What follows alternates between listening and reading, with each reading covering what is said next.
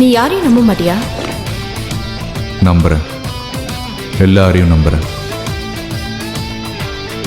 ஆனா அவங்களுக்குள்ள இருக்கிற அந்த மிருகத்தை மட்டும் நான் நம்ப மாட்டேன்.